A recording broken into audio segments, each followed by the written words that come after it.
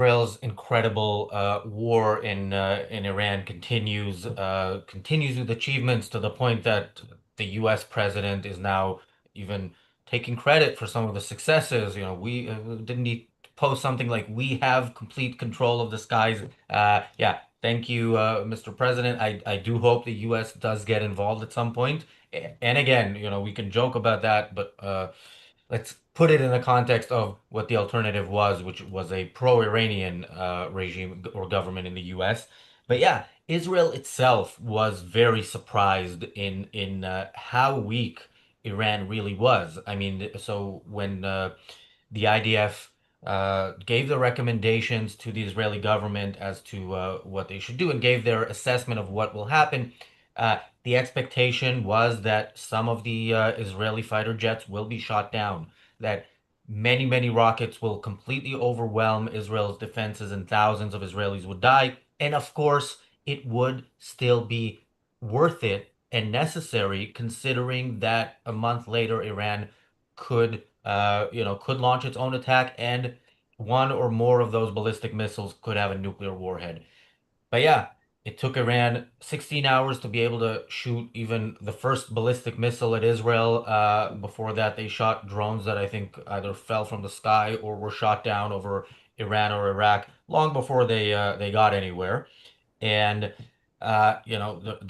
there's tragic deaths of 24 Israelis so far and hundreds injured and homes lost. But in the grand scheme of things, this is absolutely amazing that even with Israel's incredible intelligence in Iran, which we can see because they are managing to take down whoever they want, wherever they want, and are able to have complete control of the skies.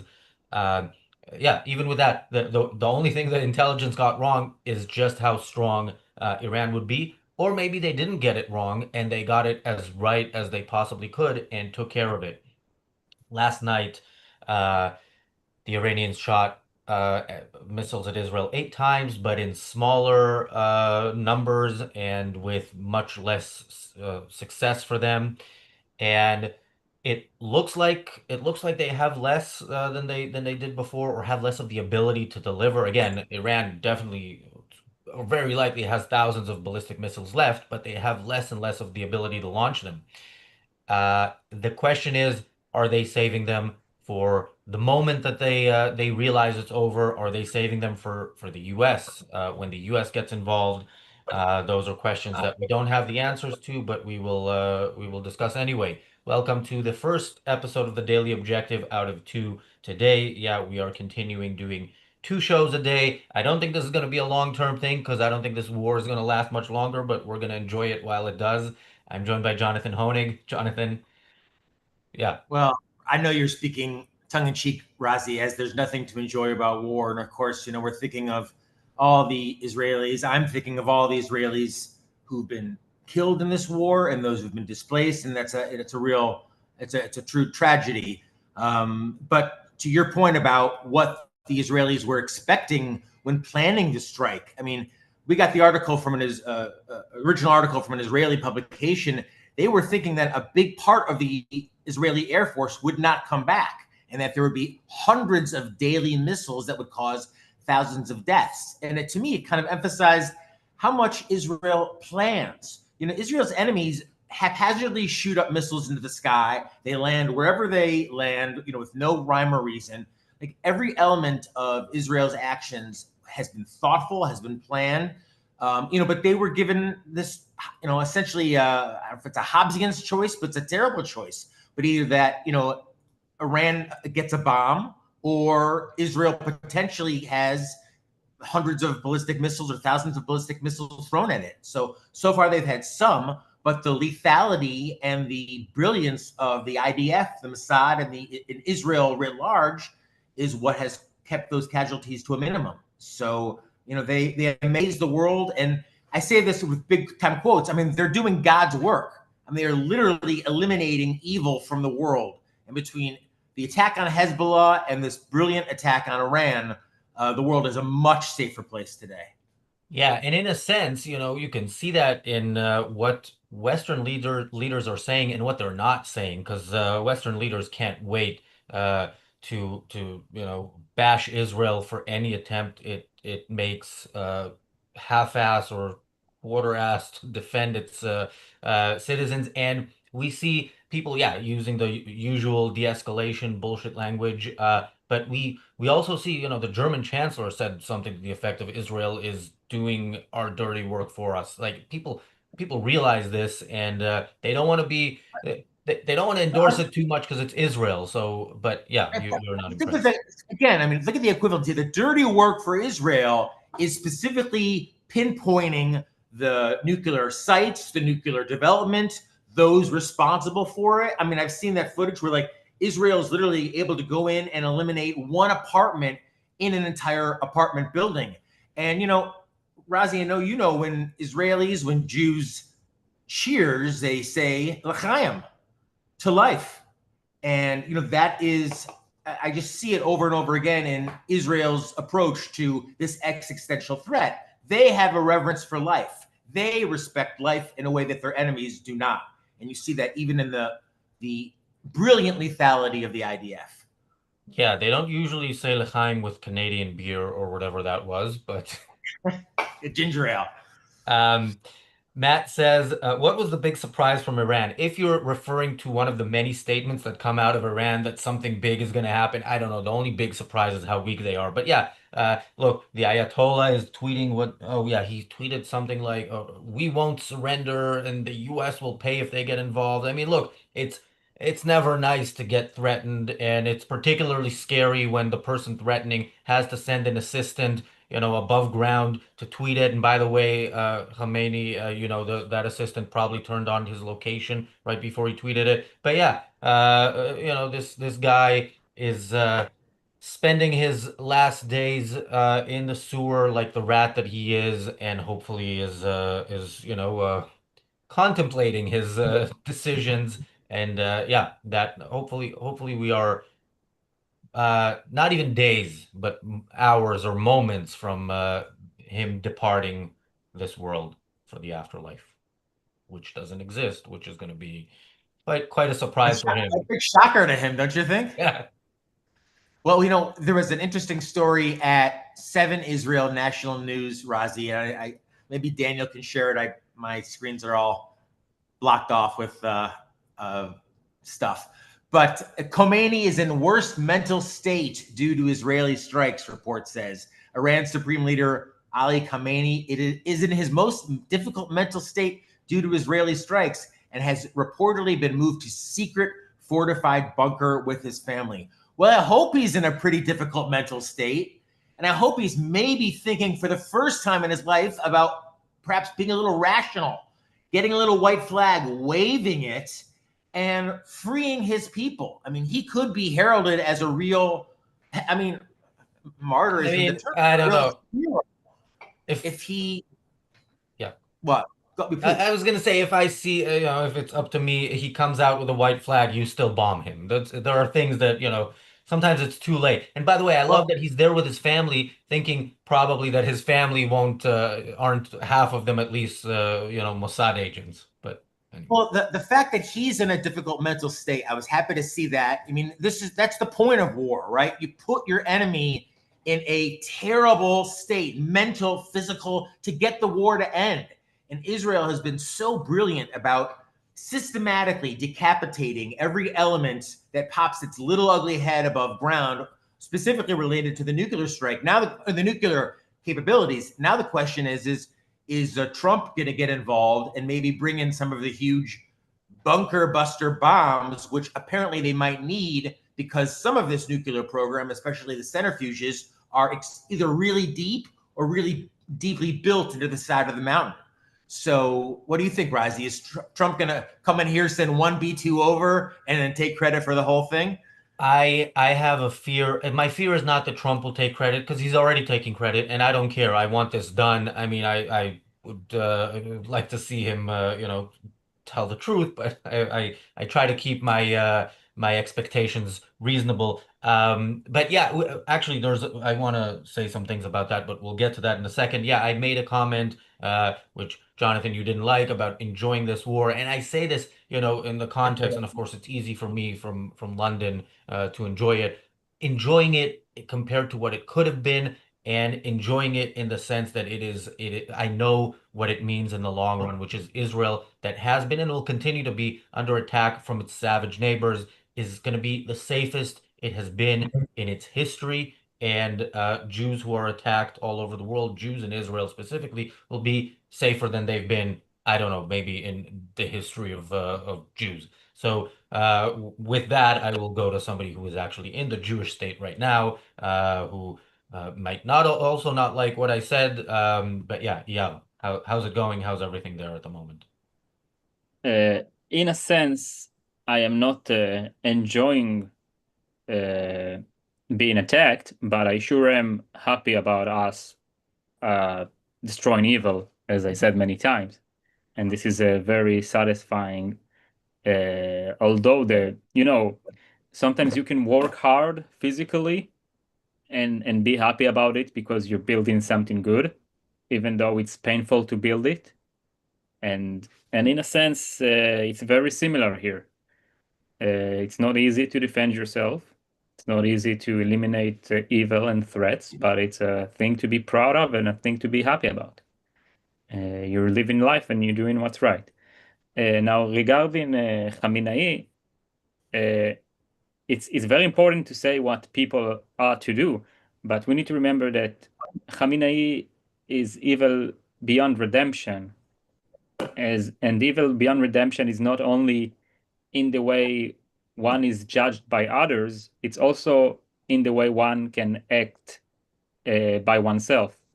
And Khamenei reached such an evil way long ago, that you cannot realistically expect him to do the right thing ever. He's gone. He went too far to the dark side.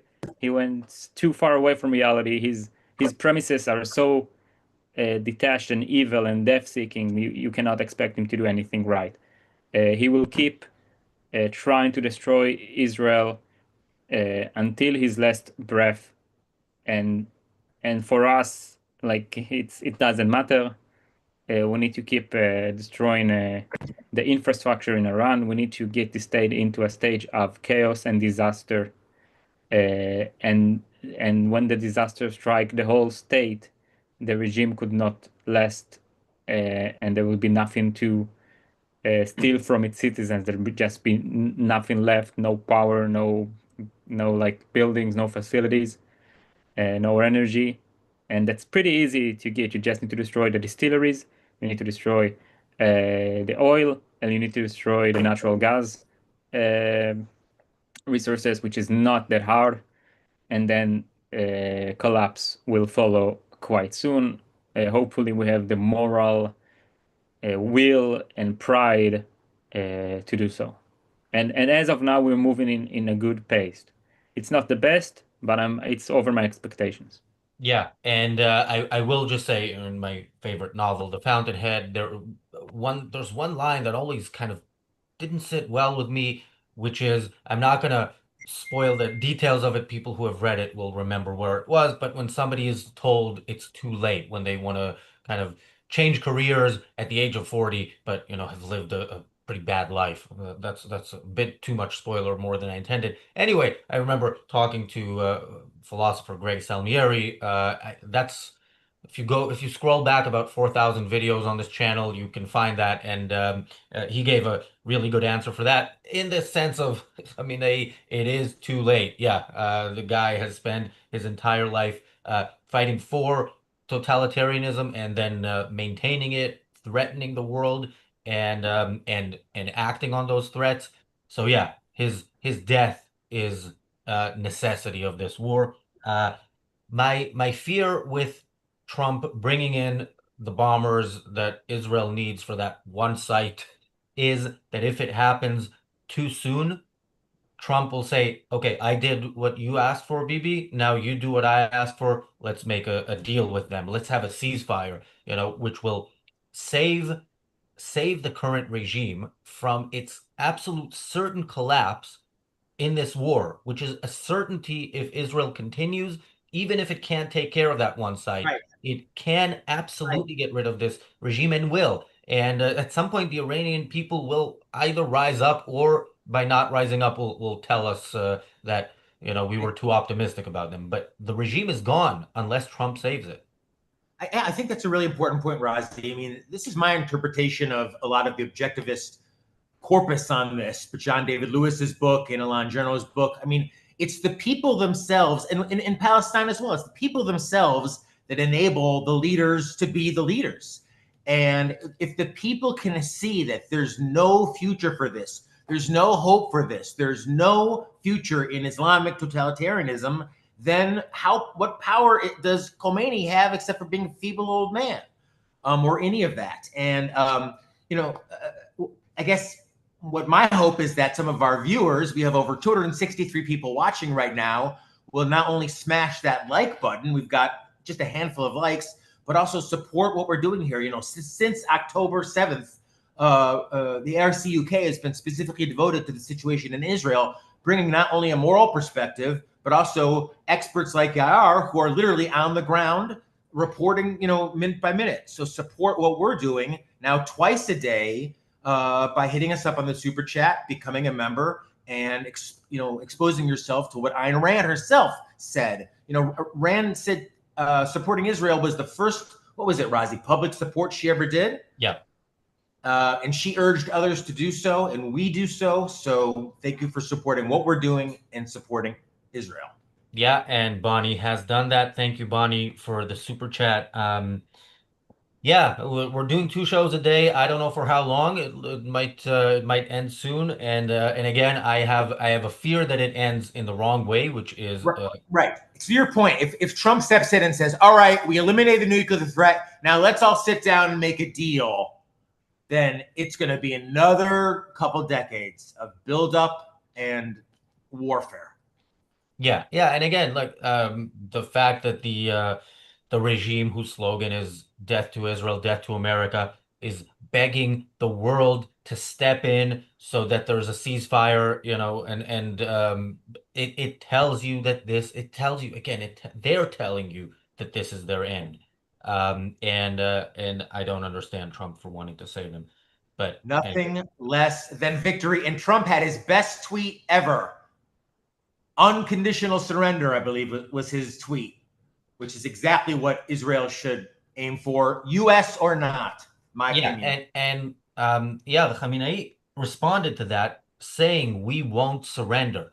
And a rational leader in this situation will believe his enemy and say, "Okay, then we will continue because we said unconditional surrender and you said no." In Trump's case, and this is not a point in favor of Trump overall, but absolutely in this context, I think he would be more pissed off because he gets pissed off when he's asked a tough question in a press conference. Is Trump now going to bring in those bombers and not just use them on the nuclear site in Fordo, but also in Khamenei's home in Tehran?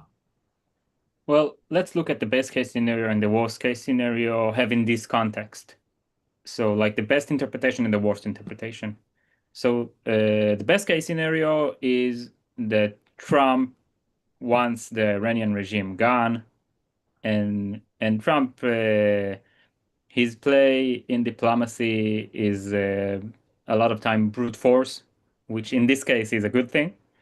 And then Trump goes all in. Together with Israel, they do the military actions needed to take down this regime, which is not very hard. Besides, as I said, the whole issue of moral sanction the victim gives to evil, which is still present with us today. The worst case scenario is that Trump is either bluffing or just being inconsistent or just forgetting what he committed to 2 seconds ago. And then he's just like gonna like maybe help us, maybe not. And then there will be negotiation, a deal that will basically like every deal made with Iran since 1979, and I'm talking about the hostage crisis, and I'm talking about the nuclear deal and many others, will basically give Iran the best resource it needs to keep being evil and looting their people and the people around them, which is a moral sanction from the West. So I don't care what the conditions of the agreement, the existence of such agreement implies moral sanction to Iran, and that's the worst case scenario because then this regime will just keep to exist, and we would just need to hope for it to collapse on its own after the war. Now, what do I think will happen? I don't think I have enough information to objectively answer that and give a prediction. Of course, I am leaning towards Trump going all in and making this regime collapse, but I might as well just call it wishful thinking, because I cannot give enough weight to Trump's statements because of the way things were going in the past. So I can, like, the fact that he tweeted that doesn't mean that that's what he thinks or that's what he's gonna do. He just tweeted that, and like maybe I don't know. I will tell you that Iran tried to assassinate Donald Trump twice. So Trump personally knows they're a threat, and he personally knows they're crazy and they're trying to bluff the West. I know he knows that because he experienced it personally. It's not like other political leaders that can evade it and can like say, oh, like, you know, try it in different ways. Like they literally tried to kill him. This is something you cannot evade. And I'm not happy about it. I think that's horrible. And like they're crazy and evil. But the fact that they're stupid enough to do that at least gives Trump the idea of what regime is he dealing with. And Yeah. And when you have evil on that scale, it's good that it's mixed with such incompetence. That's, oh, of course. that's where you want to see incompetence. Here's Jonathan, here's why I think maybe we can kind of hope that Trump will do the right thing here is if you see how worked up he's getting in what you call tweets, but they're not actually tweets. They're posts on his social media, Truth Social, because he left Twitter last time he got worked up because Elon pissed him off or something. And so, he there's nothing that hurts Trump more than if you go after him personally and don't kiss the ring. And maybe Israel shouldn't even expect it. First of all, I want to thank Amarylix for a very generous super chat. We need these. We bring you objectivist programming every day of the week, 7 days a week, original programming. He or she says, love you guys. Please keep up this work. It's absolutely needed. Am Yisrael Chai. Thank you. I mean, we stand for reason, reality, and justice. And that's why we're doing that. And I just love, gents, the contrast of Israel, of which has no oil wealth, has the most sophisticated military technology in the world, zero oil, as against Iran, which is brimming with all this oil, and they've got these planes from the 50s, no real air defense, zero stealth capabilities, these dumb ballistic missiles, and it just presents that contrast, for me at least, once again, of Israel, that tiny sliver against that enormous oil-rich Iran. But where is freedom, individuality, reason celebrated, and where is it not? And to me, it's a juxtaposition just as clear as North and South Korea, and it emphasizes why Iran was weak. This is my thesis. Is Rand's point is that evil is impotent. Iran is weak because they're evil. Evil is impotent only up to the crumbs that you give them, and we've given them too many crumbs over the years. Jonathan, do you know what the population of Iran is? 90 million? It's 92, but well, according to Tucker Carlson, it's 92. But that's a tease for a video that we're going to show later. I want to show a video. That's pretty close. Yeah, I wouldn't have been that close. But we're going to get to that later. Look, there's it's interesting how the media reports things, and especially how propagandists in the media report things. But in Israel, there's a lot of criticism of Netanyahu. Much of it is valid. Much of the valid criticism isn't even heard except on places like this channel. But here is the person that most Israelis assumed, maybe at least until a week ago, would be prime minister if an election were held today. Here he is on Piers Morgan yesterday.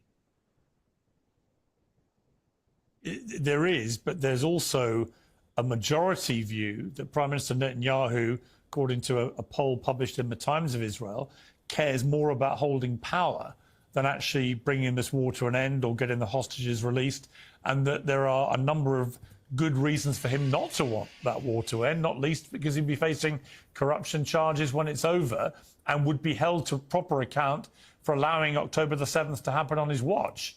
Many people think you should have elections sooner rather than later in Israel, and that if that was to happen, somebody like you might well come through and take over, and that might be a good way to try and get through this and try and bring this war to an end, get the hostages out, and end all this.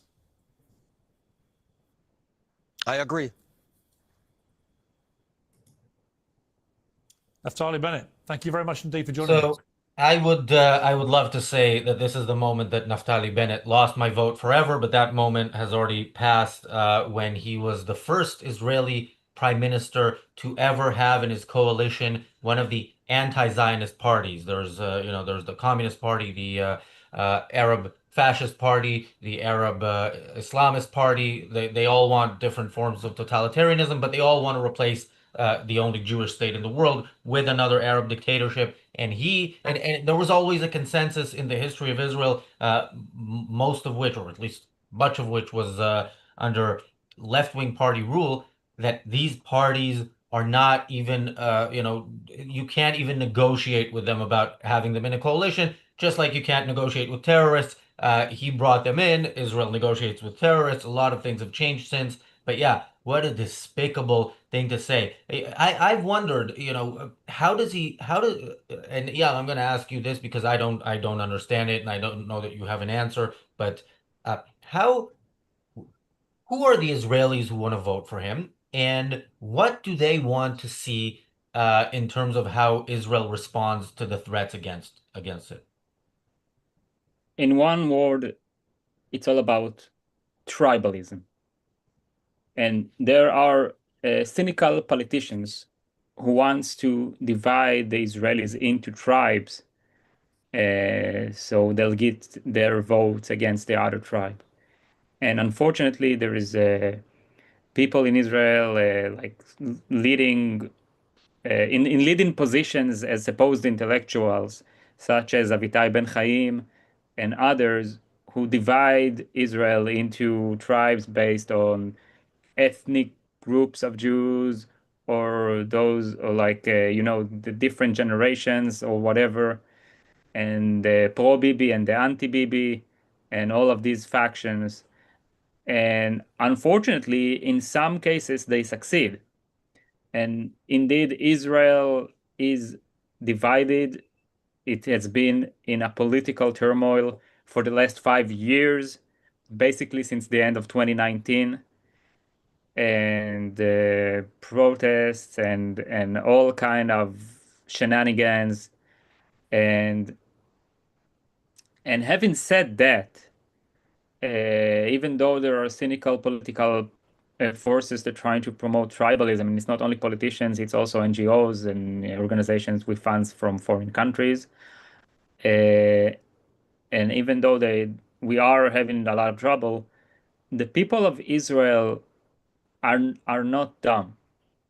And yeah, we have dumb people in Israel, but the vast majority of Israelis have eyes and they choose to use them, and they have a brain and they choose to use it. And I'm very proud of that. I'm very glad for that. And because of that, because that Israelis are connected to reality and use common sense, this is a part of the Israeli culture. This is what allows us to become a startup nation and to defend ourselves and to defeat evil. So it also allows us to open our eyes and see beyond the stupid tribalist propaganda, and to understand we're fighting against enemies who want to destroy us and have no right to exist. Israelis sees the tyranny surrounding us, and maybe not explicitly, but implicitly they understand we have a right to completely destroy these regimes. And I think that the biggest intellectual fight is on the explicit, on allowing giving Israelis the pride and moral approval to explicitly state that and understand that is true, because they've been fed with lies and propaganda for decades. And I think what Bennett said is despicable, and he's feeding evil propaganda against Israel and whatever motive he may have, whether it's incompetence, cynicism, misunderstanding, or just like wanting to achieve a certain pragmatic, power-lasting goal, and doing whatever it takes in the process, it doesn't matter. I think this interview ought to be condemned and is condemned in Israel. Yeah, I mean, it's the very fact that he spoke to Piers Morgan, that's one thing, but saying I agree, when Piers Morgan was talking about ending the war, again, the war should end, but you don't talk about ending it, you talk about winning it, or you just don't, you just give in and end the war that way. So that is so absolutely despicable and unbelievable that a person who is trying to position himself as some sort of right-wing leader, well, it shows you what the right-left divide is worth. But yeah, John. And Razi, can I just throw into our international audience, which are all over our super chat, and we appreciate you participating as well. Like, is there anywhere else in the world where architecture you have to build in a safe room? Every location in Israel has to build in a bomb shelter because they live under this constant threat of missile attacks from all around them. And there's any modern place in the world that has to have that as part of their architecture. And, Dr. Binswanger has the line, which I always like, which is the threat of force is force. And the very fact, Razi, as you said, that Iran's official slogans, death to America, death to Israel, why should Israel have to live with that for one more minute? And that's why, I mean, it's I know Macron and others think it's fanciful, but I can imagine, if you will, an era of glasnost and perestroika in the Middle East, where perhaps I'm borrowing those Soviet era terms to say perhaps there could be a shunning of mysticism and a shunning of political Islam and some inputting of what makes Israel work: reason, reality, capitalism, respect for individual rights, respect for religious plurality, and watch those areas grow.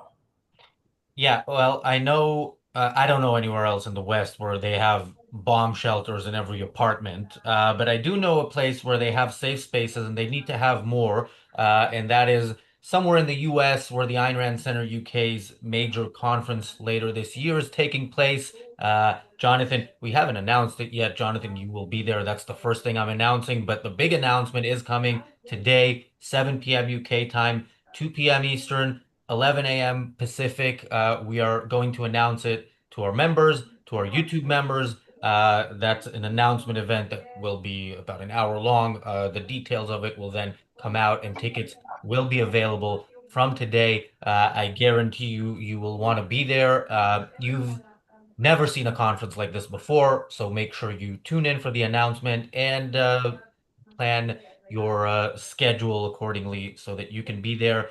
One of the absolute opposites intellectually is this person that we're about to see now, interviewing Ted Cruz yesterday, I guess, or in an interview that's going to come out tomorrow. That is Tucker Carlson, who is making, I guess, what he thinks is the best possible. Yeah, sorry guys. I normally co-hosts on these shows and panelists know what we're about to talk about, but because we're doing now 2 shows on 2 different time slots, we kind of have to rush things through, and I sent this to Daniel after the show started. I hope you'll forgive me. I know there are some regulars on the channel who will not forgive me if I suddenly bring up Tucker Carlson, but this video is worth watching, not for Tucker Carlson's intellectual abilities, but Daniel, I'm just filibustering here until you, yeah, there it is. How many people live in Iran, by the way? I don't know the population. At all? No, I don't know the population. You don't know the population of the country you seek to topple? How many people live in Iran? 92 million. Okay. Yeah. How could you not know that? I don't sit around memorizing population tables. Well, it's kind of relevant because you're calling for the overthrow of the government. Why is it relevant whether it's, because it's 90 million or 80 million or 100 million? Why is that relevant? Because if you don't know anything about the country... I didn't say I don't know anything about Okay, what's the ethnic mix of Iran? They are Persians and predominantly Shia. Okay, It's not even... You don't know anything about Iran, So Okay, actually, the I am not country, the Tucker Carlson No, but expert on Iran. you're a who senator says, who's calling okay, for the you're one who overthrow of the claims- government. You're the and one you who don't know anything claims. about the country. No, you don't know anything All about the country. all right. You're the one Listen, who claims Daniel, there. for future Tucker Carlson videos, can you lower the volume just a little bit? It's in my brain now, and it's but yeah, you've said, and I have as well, how long you've been waiting for Israel to do something in Iran, and the real reason you've been waiting for that is because of the exact number of the population, is it not? Listen, Uh, I wanna say something. First of all, I can give you an hour lecture about Iran, and I don't know the ethnic mixture there. I know there is like mostly, I don't even know if it's mostly Shia. I assume it's such. I know there's Sunnis and other minorities and whatever, but it doesn't matter. And I think the answer, the attacked diplomat, forgive me for not remembering names and whatever position he's at, should have just said, "I know enough.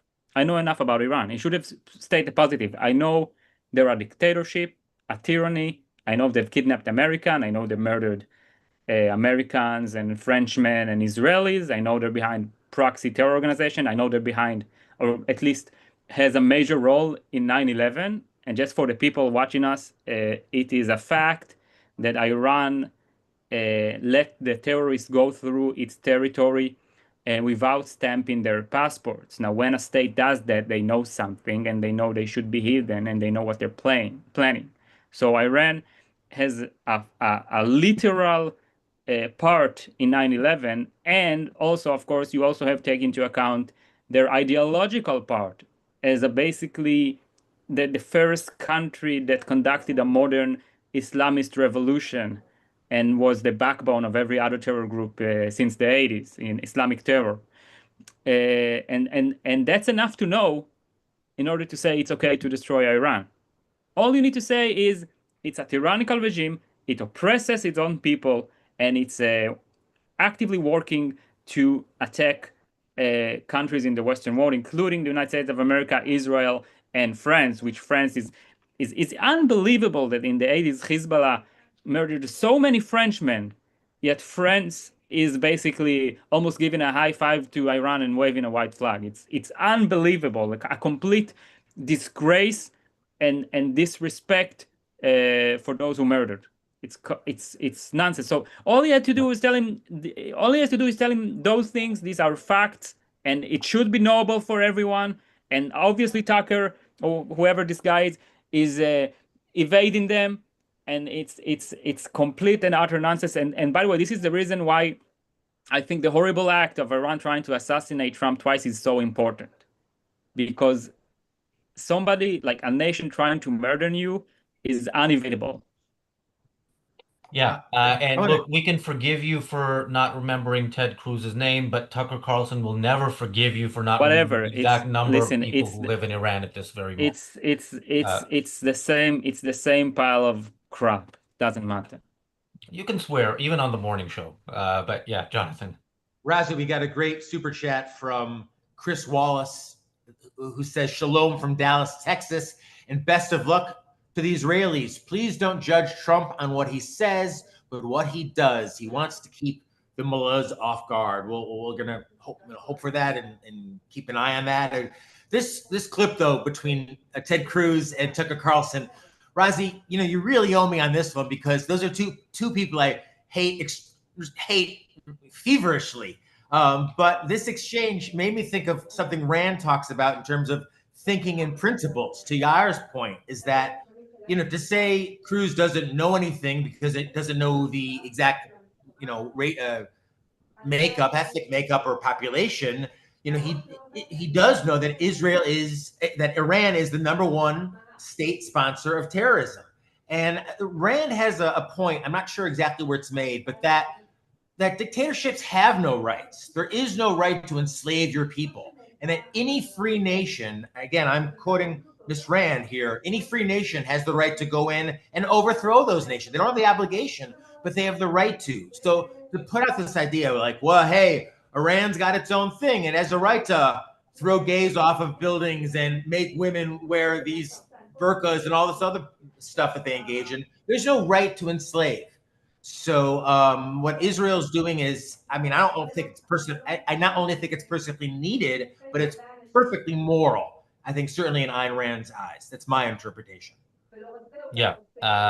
Alex, let me just say to Chris's point, look, I hope you're right, and I've actually said this on previous shows, if because Trump has different statements, and if he's trying to confuse the enemy and we get confused along the way, I'm all for that.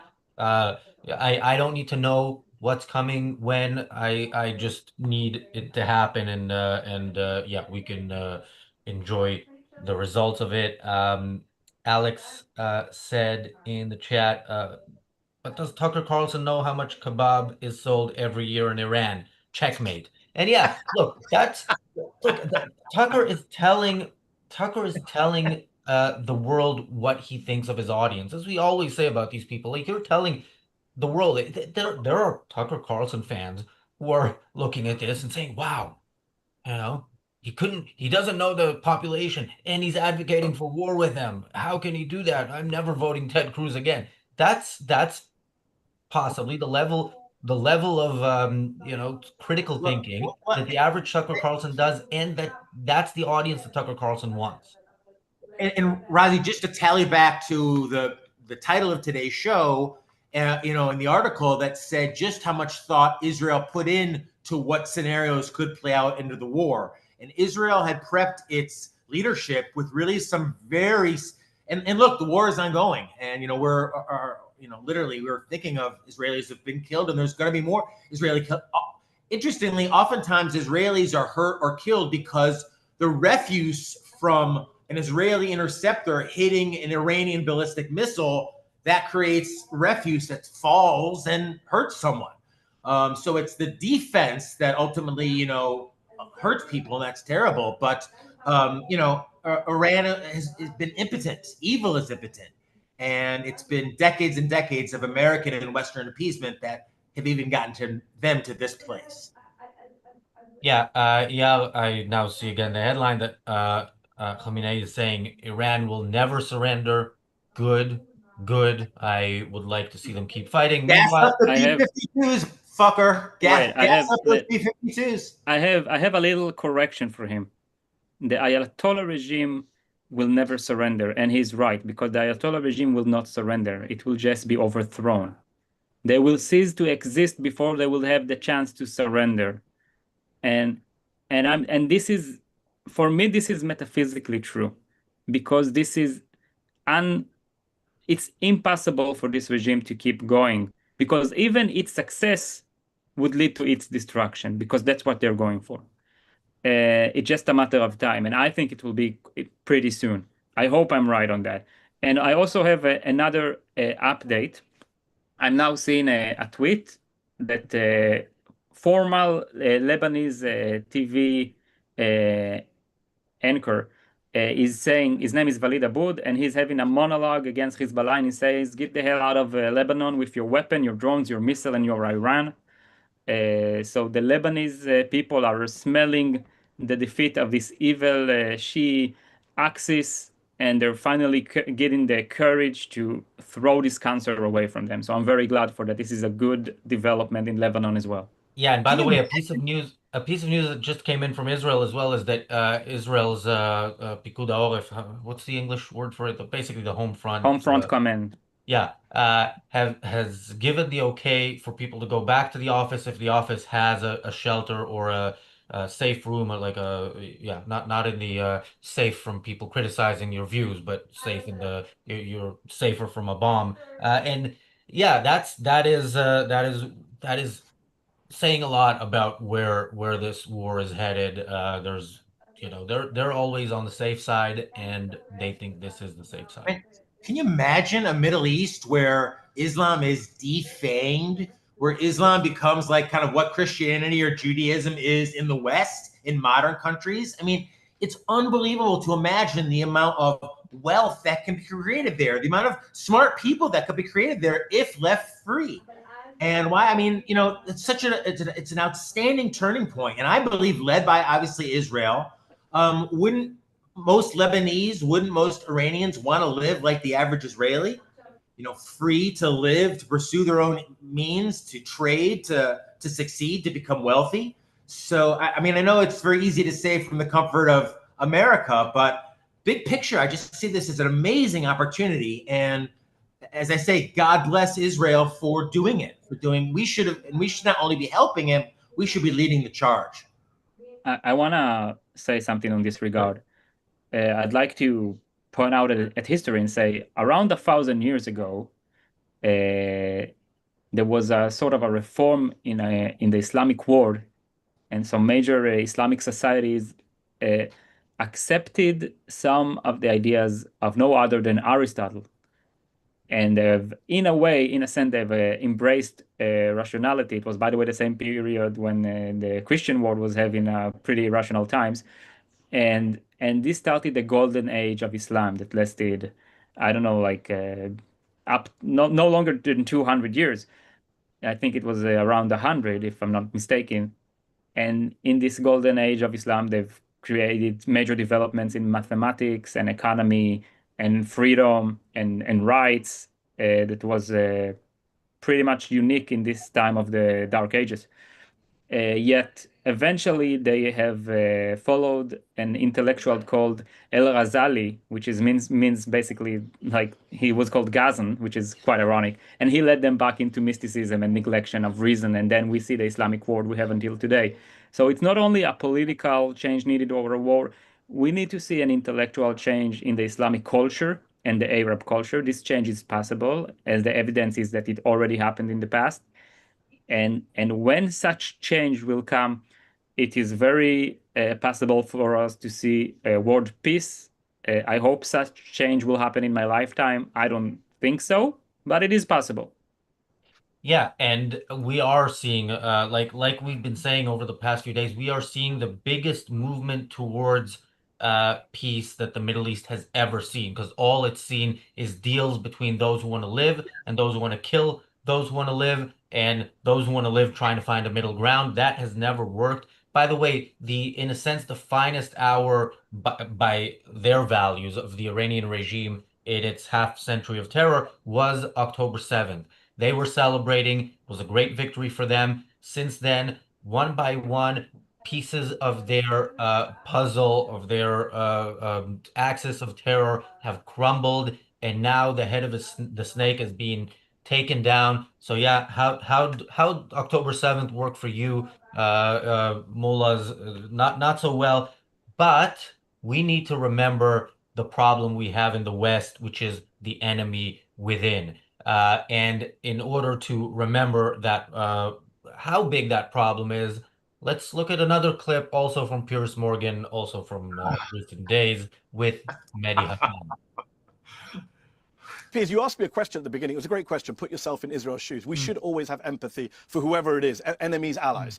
Let me ask the question back to you. Put yourself in the shoes of an Iranian official sitting in Tehran today who looks at a map of the region and sees Israel with nukes, Russia with nukes, Pakistan with nukes, India with nukes, nuclear-armed America next door in Iraq. Wouldn't you want nuclear weapons? I'm against nukes. Yeah, but if put you're yourself the in regime- All right, that's all we needed. Yeah, first of all, Mehdi, you don't have to put yourself in the shoes of an Iranian mullah. You are just like them, but without the balls to take it all away.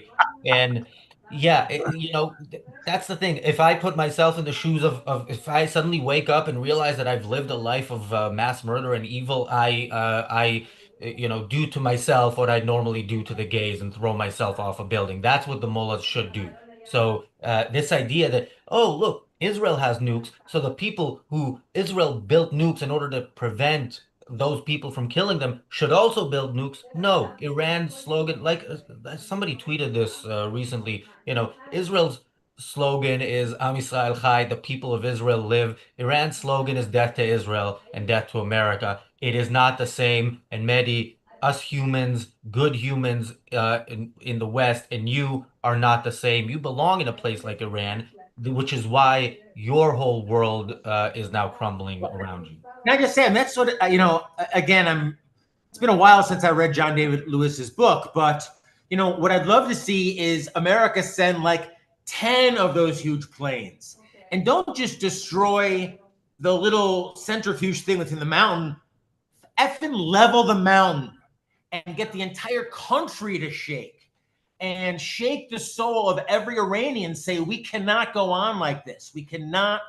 we have to have a revolution. We have to have a new way. We have to have a new, to some extent, you need to really shake them. And, to that extent, I hope Israel doesn't back down. No deals, no de-escalation.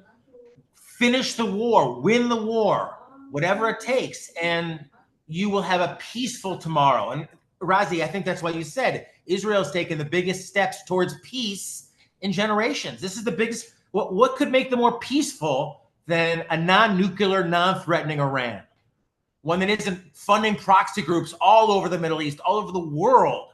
Death to America, death to Israel. Why should we be expected to live like that in a modern age?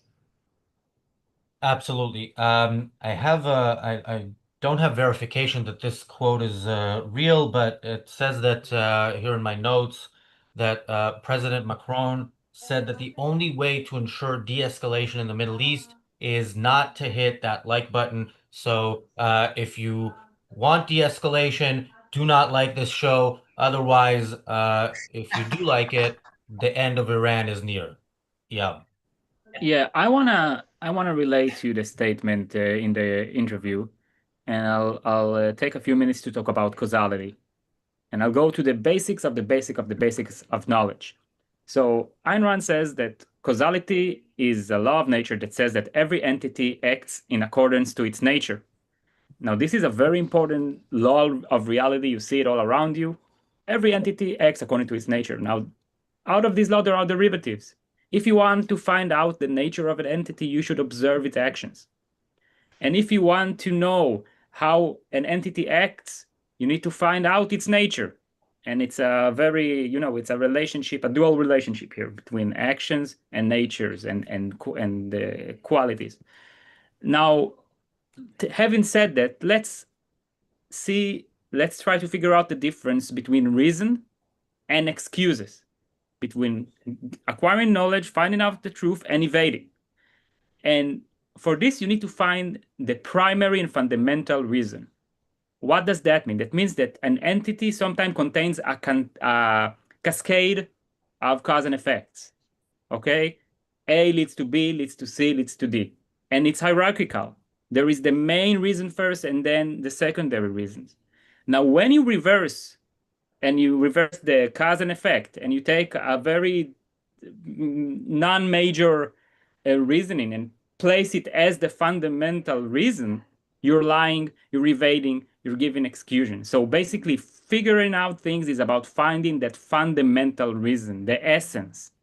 Okay? Now, what is the fundamental reasoning behind the actions of Iran? And the reason is ideology, tyrannicalism, Islamism, a will to destroy the West. This is declared and evaded by the West. And Khomeini, he got deported from Shah's Iran in the 60s. And who gave him sanctuary? It was France. And he was active in France, sending videotapes to Iran to start a revolution. And who gave him an audience? It was the BBC.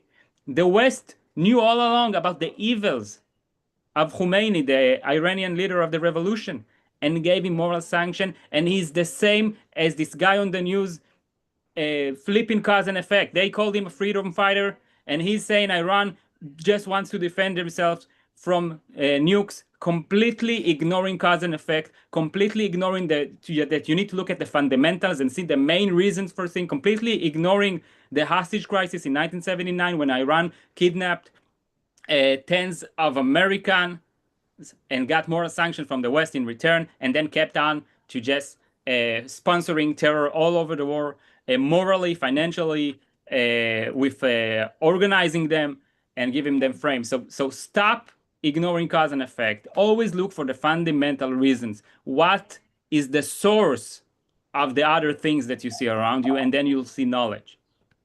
Yeah, I mean, the Iranian leadership has become fluent in Western diplomatic weasel words and is using them. They're talking about aggression by Israel. They're talking about war crimes and so on. And they've seen for the past 20 months Israel being accused of genocide for not allowing the Palestinians to kill every last Jew.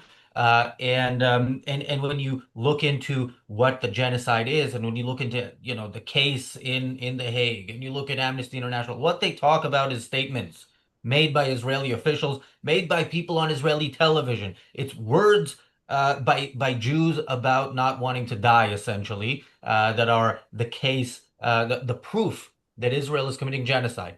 Death to Israel and death to America has never been brought to The Hague.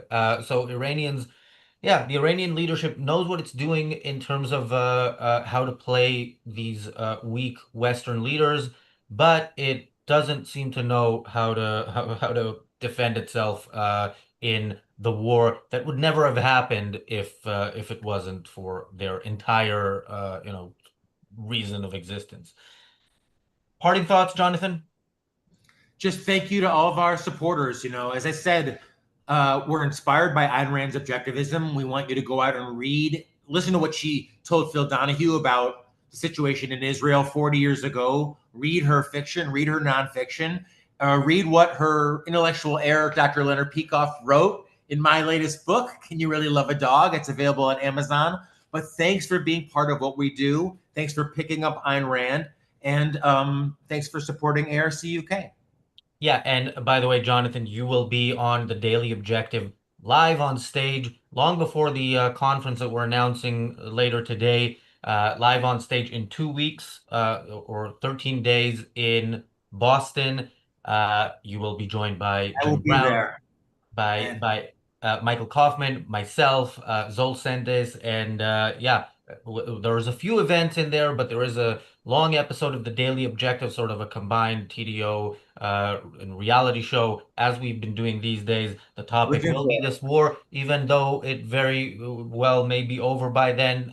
We will still do it on stage. That event is free to attend. You can do that by signing up with the link that is in the chat and in the description. Yeah, parting thoughts, and where can people find you?